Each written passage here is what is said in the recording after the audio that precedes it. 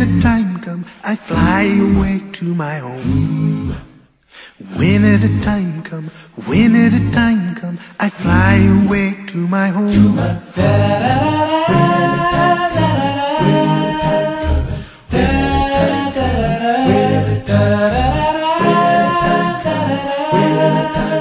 I fly away to my home. Yes. Maybe the morning, maybe the evening, I fly away to my home. Maybe the noonday, but soon I'll be leaving. I fly away to my home.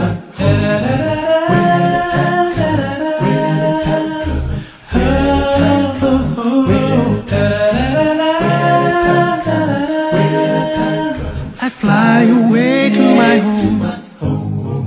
Wanna be ready, I gotta be ready to fly away to my home. My house is in order, my faith holding steady. I fly away to my home.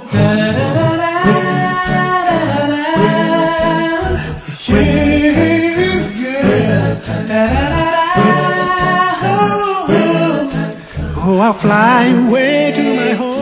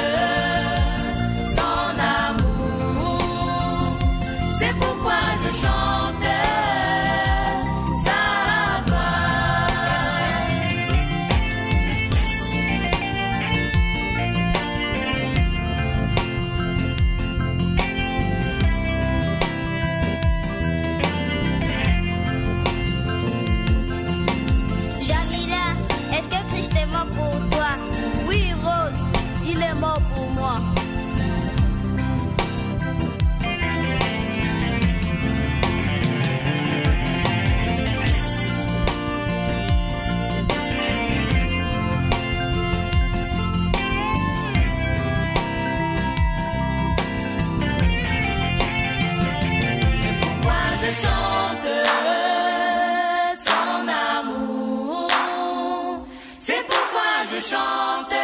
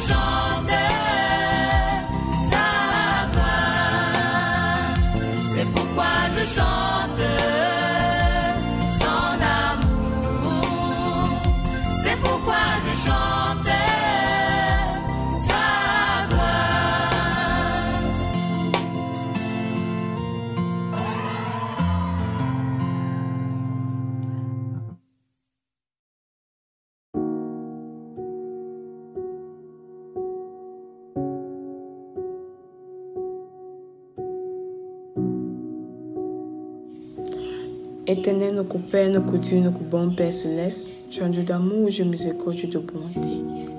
Seigneur, merci parce que tu as permis que nous puissions voir cette journée, Père éternel.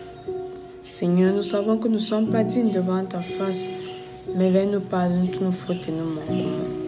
Seigneur, nombreux d'entre nous se sont dirigés dans diverses activités, Père éternel. Seigneur, sois au contrôle de tout ce que nous allons faire durant cette journée, oh Dieu. Seigneur, te présentons les malades. Seigneur, tu les connais mieux que nous. Veuille imposer ta main puissante et guérissante afin qu'ils puissent retrouver la santé. Seigneur, dans le monde entier, les familles sont endeuillées, Père éternel. Seigneur, c'est toi le grand consolateur. Veuille consoler ces familles afin qu'ils sachent que c'est toi qui as la décision finale, Père éternel. Seigneur, te présentons la leçon d'aujourd'hui, Père éternel. Seigneur, dispose nos cœurs afin que nous puissions t'écouter, mon Dieu, mon roi. Seigneur, permets que nous puissions l'écouter et la mettre en pratique. Seigneur, ce n'est pas parce que nous méritons, mais ce n'est pas le mériton fiché que nous avons prié. Amen.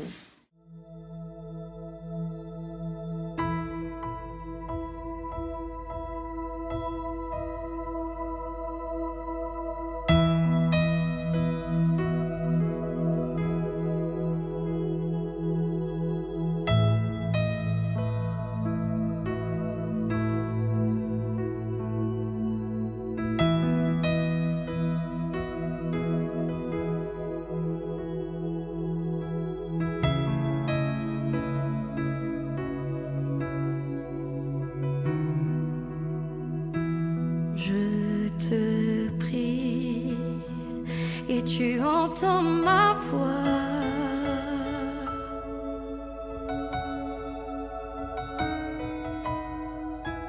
Je fléchis les genoux devant toi.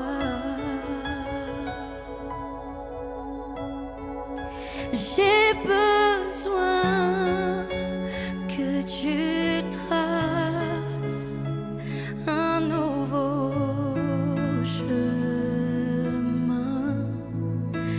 Tant besoin que tu sois mon puissant soutien, car tu es ma source, oui tu es mon bien. Quand je me perds, tu prends ma main, tu me relèves de la poussière dans le désert.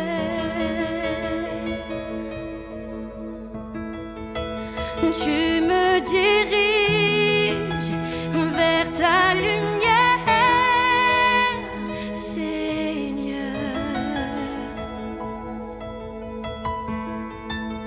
Tu es mon Père, tu restes Dieu dans mon désert. Oui, Seigneur.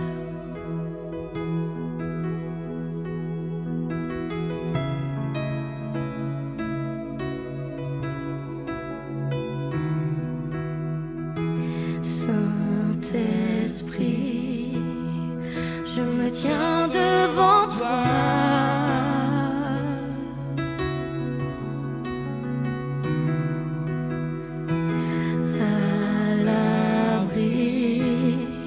Dans le creux de tes bras, j'ai besoin de ton feu qui me purifie. Tant besoin de ta vie, alors je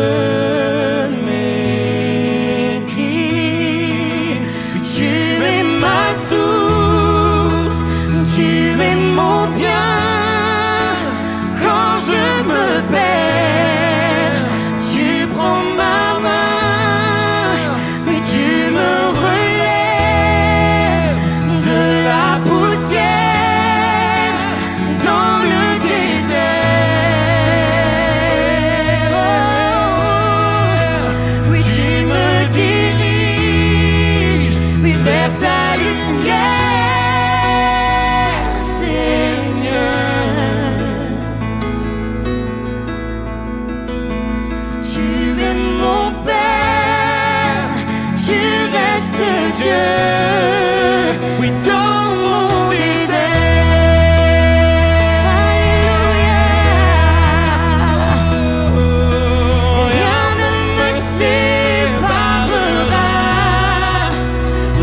ton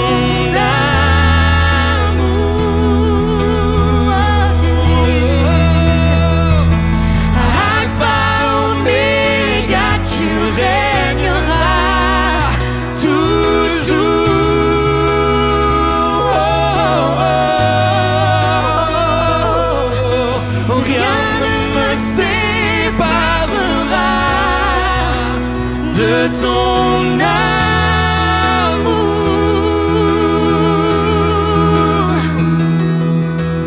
Alpha, Oméga, tu régneras toujours, oui toujours, toujours. Oui, Seigneur,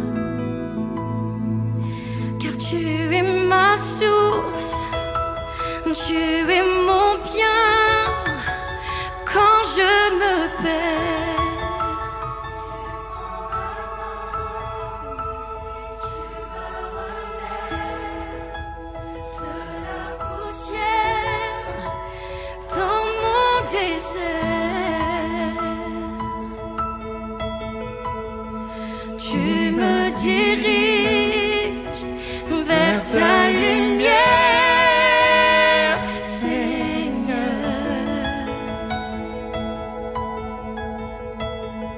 Tu es mon Père et tu restes Dieu dans mon désert. Oh oui, Jésus, tu es mon Père, tu restes Dieu dans mon désert.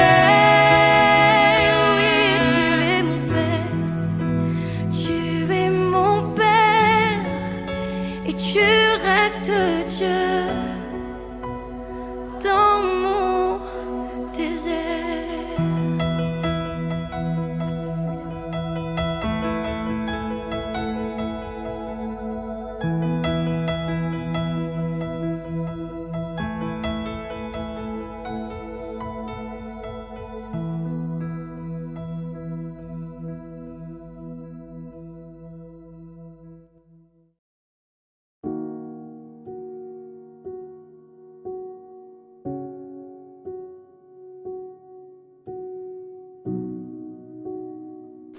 Bien-aimés dans le Seigneur, bonsoir. J'espère que nous nous portons tous bien par la grâce de notre Rédempteur Jésus-Christ. Alors, en ce début de sabbat, je vais nous parler d'une chose très importante, la révérence dans la maison de Dieu. Certaines personnes entrent dans la maison de Dieu sans toutefois se préparer, sans toutefois savoir qu'il y a des prédispositions à prendre pour pouvoir honorer Dieu. Non seulement dans notre être, dans notre pensée et même dans notre paraître. La révérence dans la maison de Dieu, c'est l'attitude que nous devons adopter lorsque nous sommes dans la maison de Dieu. Dès le bas âge, nous devons déjà enseigner à nos enfants qu'il est important de comprendre qu'avant d'entrer dans la maison de Dieu, il y a certaines prédispositions que nous devons adopter. On n'entre pas dans la maison de Dieu comme dans un marché. On n'entre pas dans la maison de Dieu comme dans notre propre maison. On entre dans la maison de Dieu avec un esprit et un cœur vraiment très ému. Nous sommes submergés de pensées du genre Dieu est ici, nous sommes dans sa maison, nous devons l'honorer, nous devons l'adorer. Nos pensées doivent être pures, nos cœurs doivent être débarrassés de tout orgueil, de toute jalousie, de toute mauvaise parole. Nous devons avoir l'envie de rencontrer Dieu. C'est très important lorsque nous nous rendons dans sa maison. Nous devons avoir le désir interne de venir non seulement pour le louer, mais plus précisément pour pouvoir le rencontrer. Je me présente devant Dieu car lui, il connaît mon cœur. Il connaît mes reins. Il sonde mon cœur au plus grand secret de ma vie. Alors lorsque j'entre dans sa maison, je devrais entrer avec un cœur sincère, un esprit bien disposé, avec l'envie de l'écouter, avec l'envie de le servir, avec surtout l'envie de venir dans sa maison pour le rencontrer. Il est important pour le chrétien de prendre certaines prédispositions lorsque nous venons à la rencontre de Dieu. Nous devons préparer cela psychologiquement. Nous devons le préparer même physiquement, je le disais au départ. Nous n'entrons pas dans la maison de Dieu étant débraillés. Nous n'entrons pas dans la maison de Dieu avec des vêtements, avec des haillons. Nous devons déjà mettre en tête que nous allons dans la maison de Dieu comme si nous allons à une fête. Nous devons porter des habits propres, décents et très conformes. Nous devons porter des vêtements qui glorifieraient notre Dieu. Nous devons avoir des attitudes qui le glorifient, des pensées qui le glorifient. Lorsque nous sommes dans la maison de Dieu, nous devons être différents de lorsque nous sommes hors de sa maison. Nous allons aussi parler du silence dans les lieux de culte. L'Éternel est dans son saint temple, que toute la terre fasse silence. C'est ce que le livre d'Habakkuk, au chapitre 2, le verset 20 nous dit. Les adorateurs de Dieu pénètrent dans le lieu de culte avec dignité, se rendant tranquilles à leur place. Les murmures, les rires, les amusades devaient être vraiment punis dans la maison de Dieu, dans les lieux de culte, que ce soit même après ou avant le culte ou pendant le culte. Nous devons avoir une attitude de dignité, de silence face à Dieu. Ne nous disons pas que c'est seulement pendant le service de culte que nous devons garder cette attitude-là. Lorsque nous sommes déjà entrés dans sa maison, bien avant le début du service de culte, nous devons déjà adopter cette attitude après le service de culte jusqu'à ce que nous rentrons chez nous.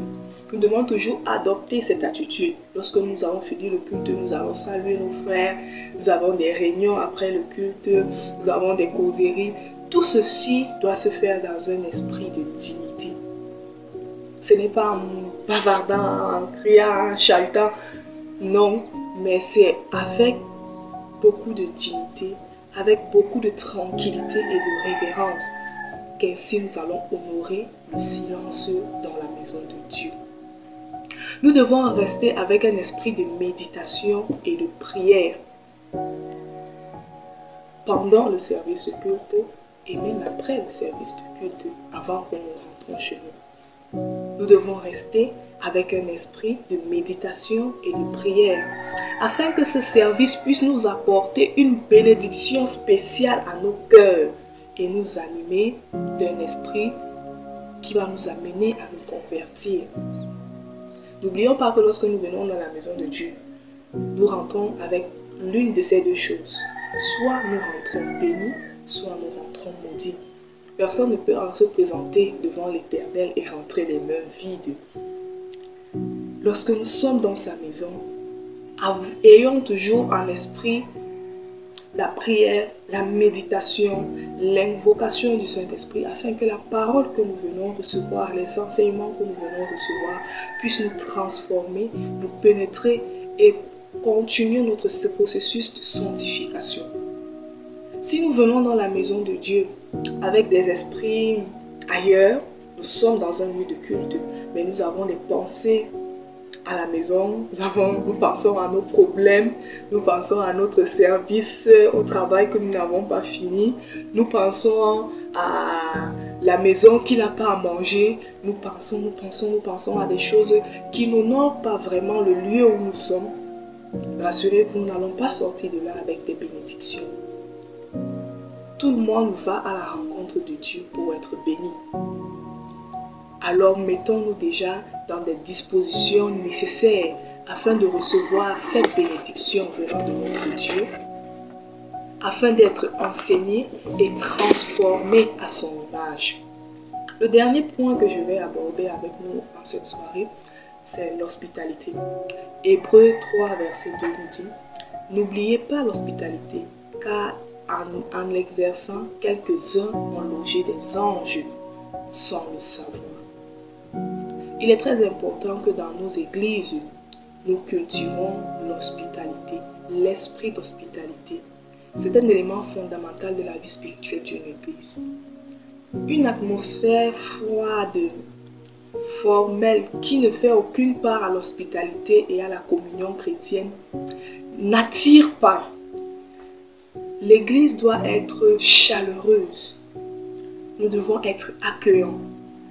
Nous devons être joyeux. C'est pas pour rien que lorsque nous sommes dans nos églises, à chaque service de culte, il y a des personnes qui sont choisies au préalable, généralement appelées des diacres, pour accueillir les étrangers, accueillir même les membres d'église, ceci avec beaucoup de chaleur, les recevoir cordialement, avec le sourire, leur souhaiter la bienvenue, les diriger sur leur place. Tout ceci rentre dans une atmosphère très agréable et nous met dans les prédispositions à recevoir Dieu. Si nous venons à l'église et que l'atmosphère est timide, nous venons à l'église et que l'atmosphère est très silencieuse, quelque part en nous ne serons pas aussi très fiers d'être en ces lieux-là. On ne peut que se sentir en l'aise dans un endroit où on se sent accueilli, où on se sent bien. Et il est important que dans nos églises, nous cultivons cette hospitalité entre nous les membres d'abord, avec les visiteurs, les étrangers qui viennent dans notre église. Nous devons être charitables, nous devons être joyeux et surtout toujours garder cet esprit de révérence au milieu de Dieu. Alors, bien-aimés dans le Seigneur, en cette soirée, je nous invite à changer notre façon de nous rendre dans la maison de Dieu. Il est important de revêtir certaines choses avant de venir à la rencontre de Dieu. Déjà par notre façon de nous vêtir, préalable à la maison. Nous devons déjà préparer notre esprit dès la maison, que nous en sommes en route pour la maison de l'Éternel. Alors, quelle est l'attitude que je dois adopter? Quelles sont les pensées que je dois avoir dans ma tête?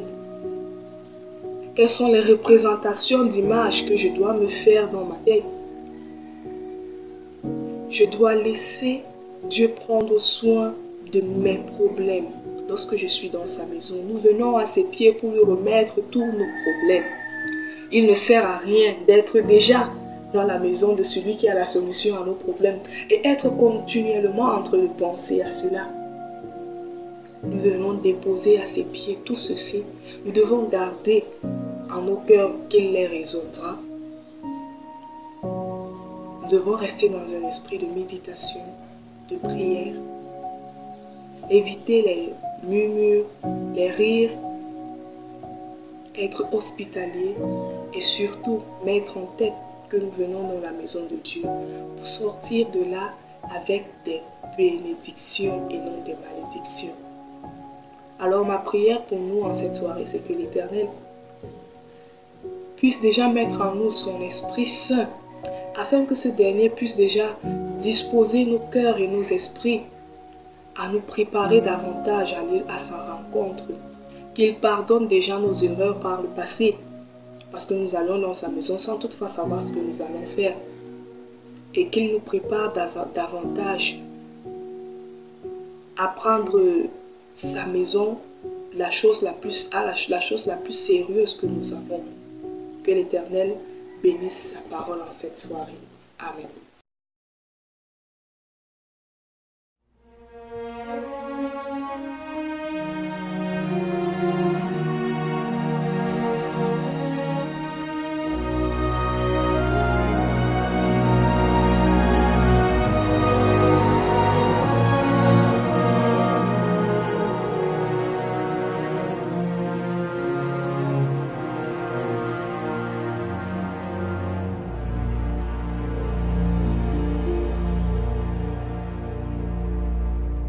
In Christ alone, my hope is found. He is my light, my strength, my song. This cornerstone, this solid ground, firm through the fiercest drought and storm. What heights of love, what depths of peace, when fears are still, when striving cease, my comforter, my all in all. Here in the love of Christ I stand.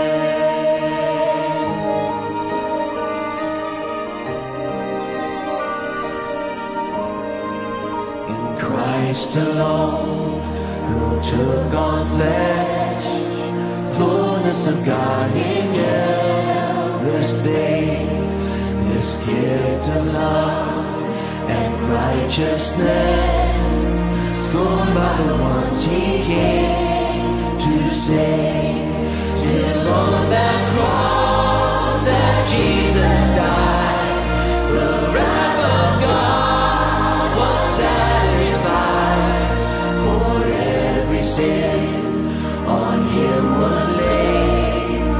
Here in the death of Christ I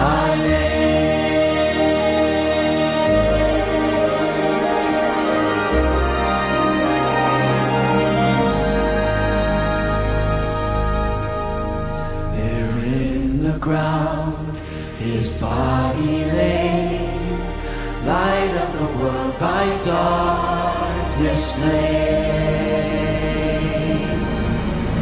Then merciful in glorious day, but from the grave he rose again, and as he stands in victory, since curse has lost his grip on me, for I am his and he is mine, bought with the precious blood of Christ. No guilt is alive, no fear in death. This is the power of Christ in me, from life's aside to final breath.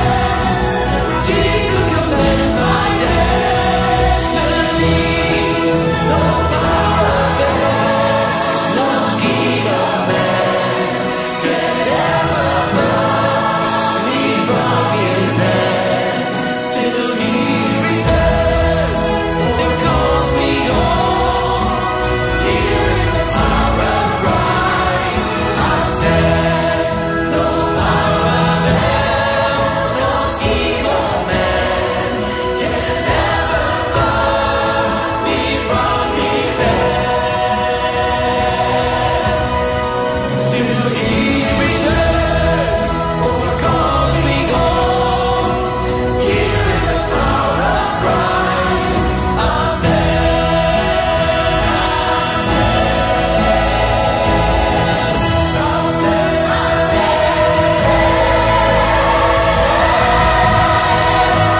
Here in the power of Christ I